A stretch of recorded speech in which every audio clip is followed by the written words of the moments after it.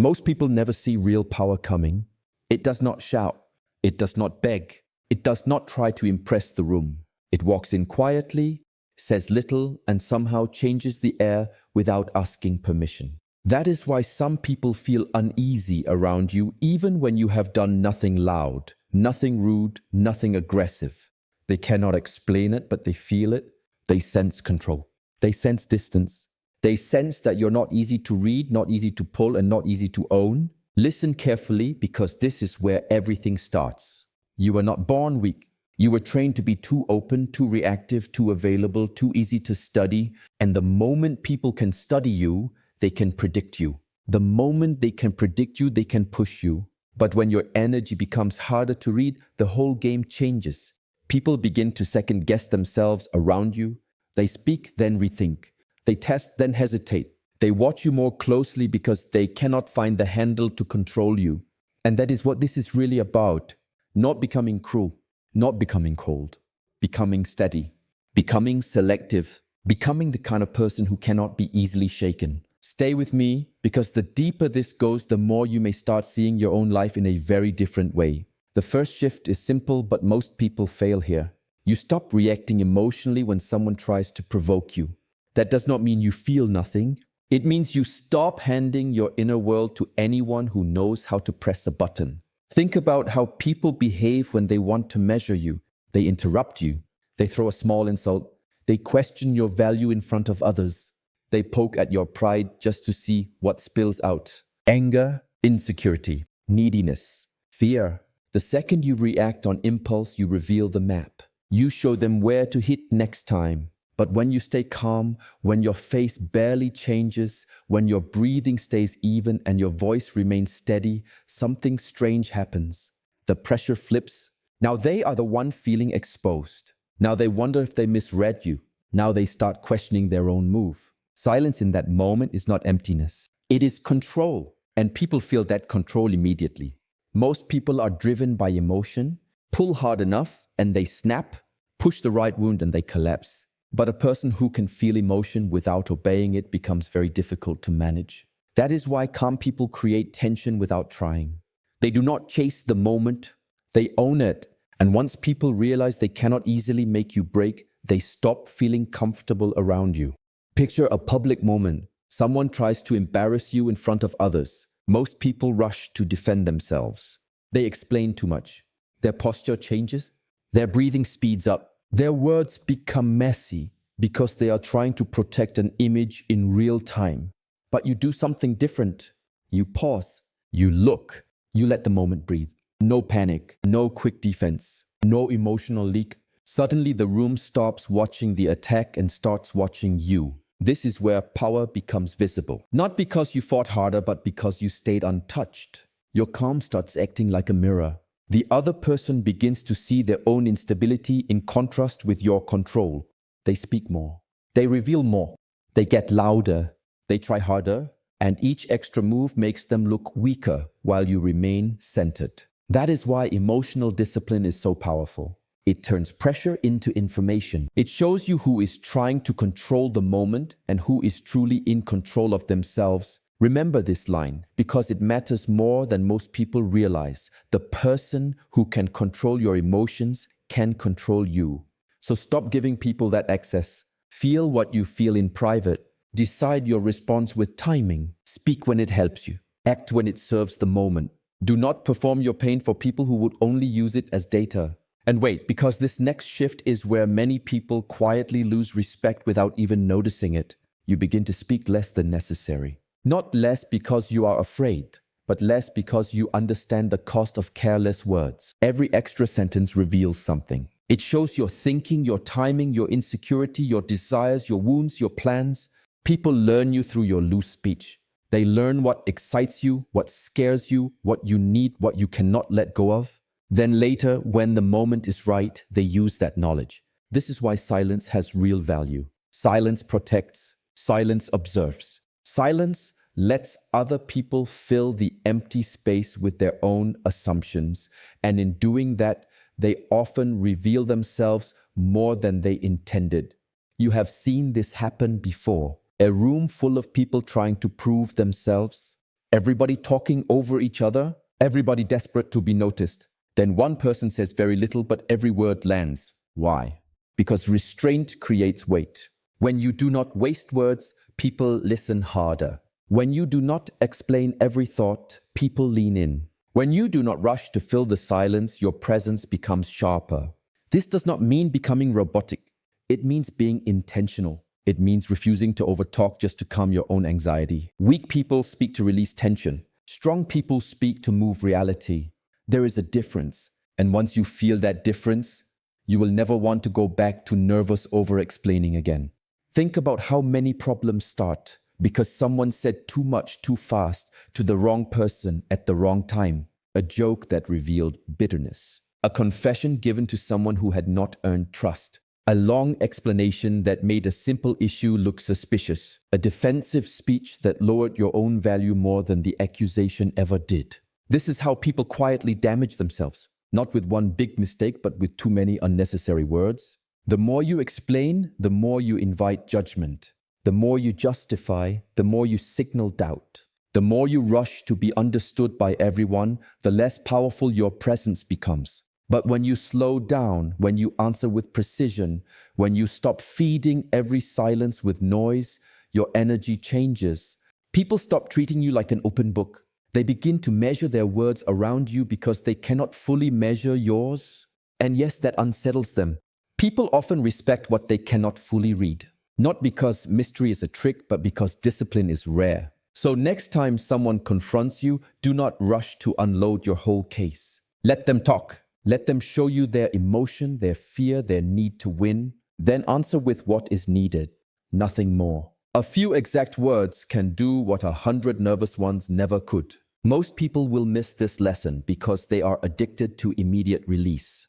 But you are not here to be common. You are here to become harder to move, harder to predict, and harder to reduce. Then there is the move that changes everything in relationships, work, and conflict.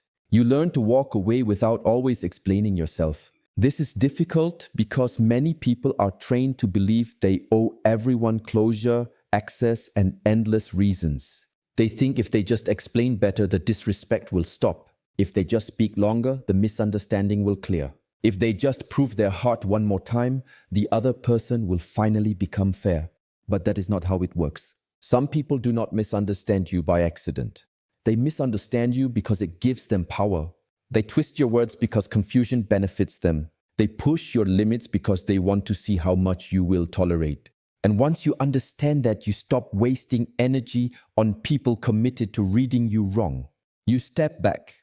You pull your presence away. You let distance speak. This is where many people become deeply uncomfortable. They can handle your anger. They can handle your pleading. They can even handle your pain. But what they often cannot handle is your absence. They cannot handle losing access without warning. They cannot handle the silence that makes them sit with their own behavior. Your quiet exit forces them to think in ways your long speeches never did. And that is why leaving with dignity often has more impact than staying to argue. Imagine somebody takes you for granted. They interrupt you, dismiss you, test you, maybe even mock you in subtle ways because they assume you will keep explaining, keep forgiving, keep staying.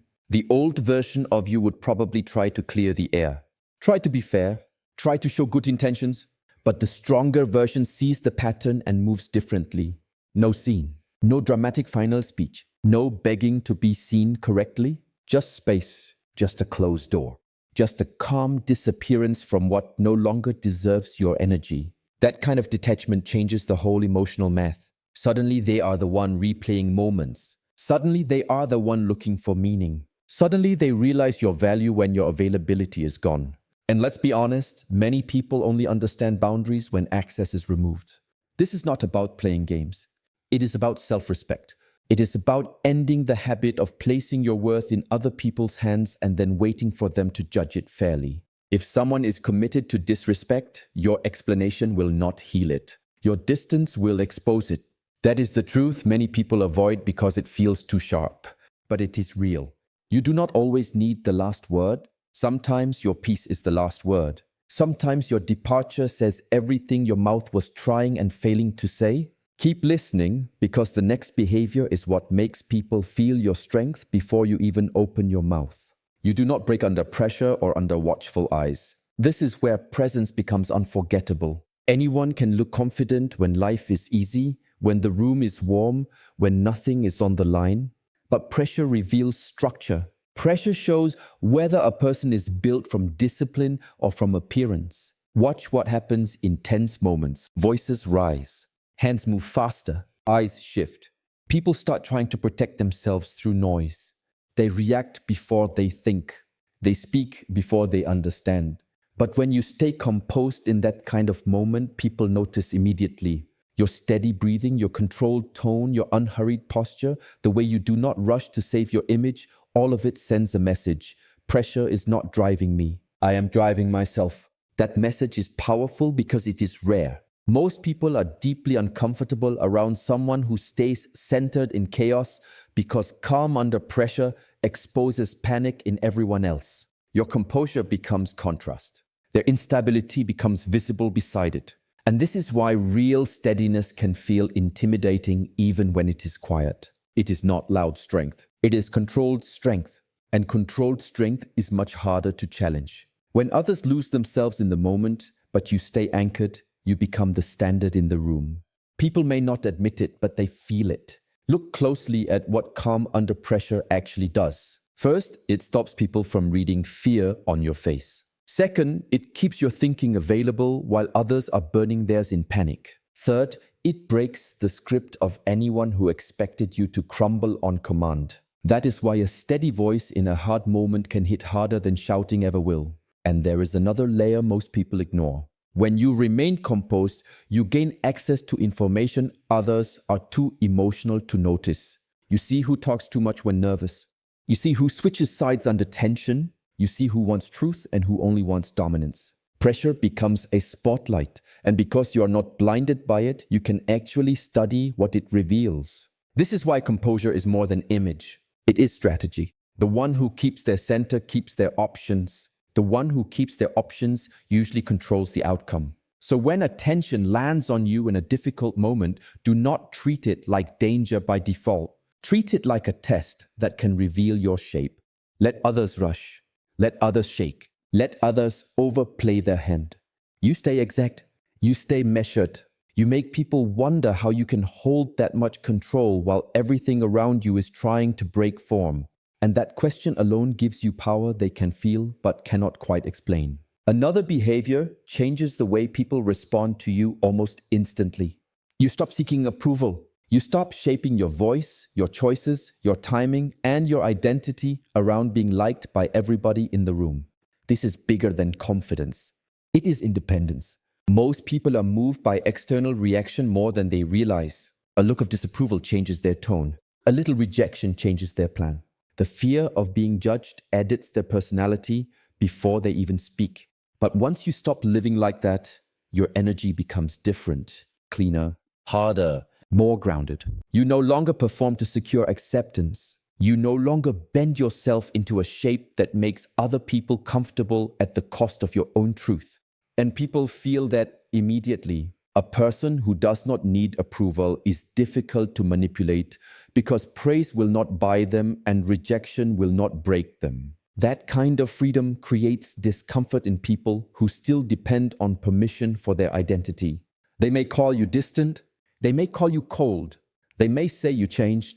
What they are really reacting to is your independence. You are no longer moving to be chosen. You are choosing.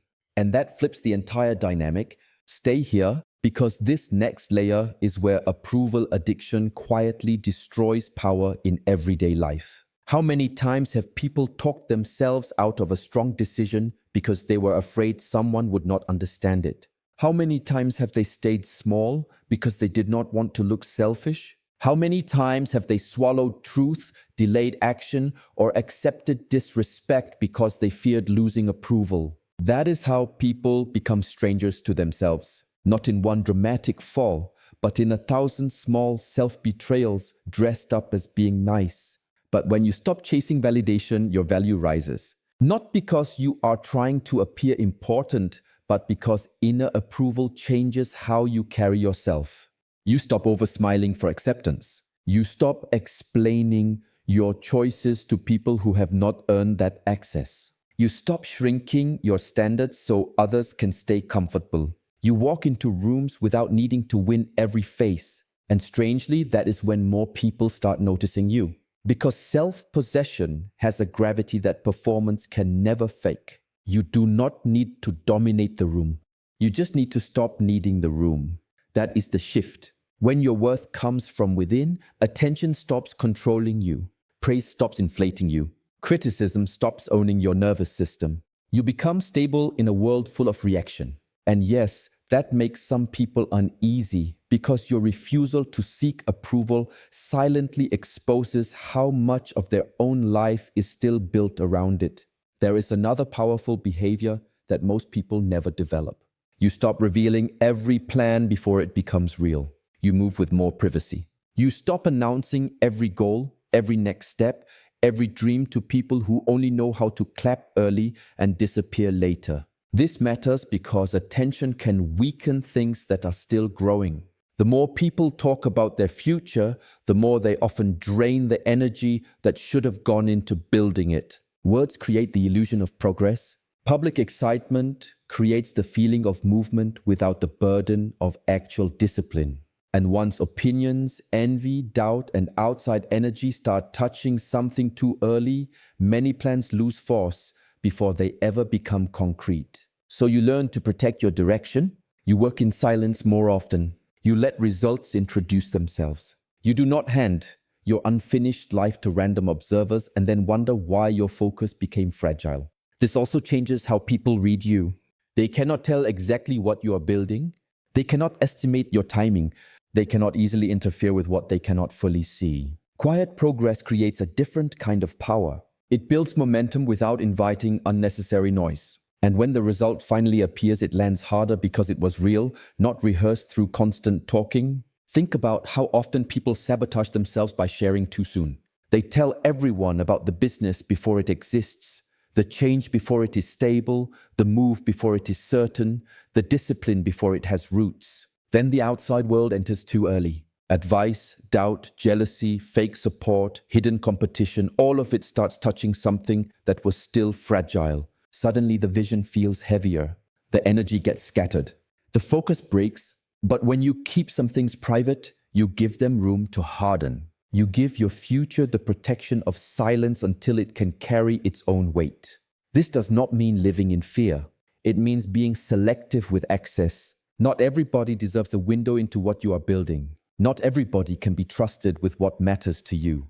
And once you accept that, you stop confusing openness with wisdom. You stop mistaking visibility for strength. You begin to understand that power often grows best out of sight. People may call you secretive. Let them. What matters is that your life becomes less available to interference. What matters is that your actions start speaking louder than your promises. And when people finally see what you have built, they feel the impact more deeply because there was no long campaign of talking before it. There was only work. There was only movement. There was only proof. And finally, you become someone who sets boundaries without guilt. This may be the strongest shift of all because it changes every relationship, every room, every negotiation, and every internal conversation you have with yourself. Boundaries are not walls built from hate. They are standards built from clarity. They tell people where your peace begins and where their access ends. But many people avoid boundaries because they fear being seen as difficult, selfish, or harsh. So they overgive. They over-explain. They tolerate things that slowly damage their self-respect. Then they wonder why resentment grows inside them. The answer is simple. A life without boundaries becomes an open gate for misuse. The stronger version of you understands this and moves differently. You say no earlier. You leave sooner. You notice patterns faster. You stop negotiating with behavior that already showed you what it is. You stop trying to rescue connection at the cost of your nervous system. And yes, this will make some people uncomfortable, especially the ones who benefited from your lack of limits. But discomfort is not always a sign that you are wrong. Sometimes it is proof that the old dynamic no longer works on you. That is growth. That is self-respect in motion. And if you made it this far, remember this.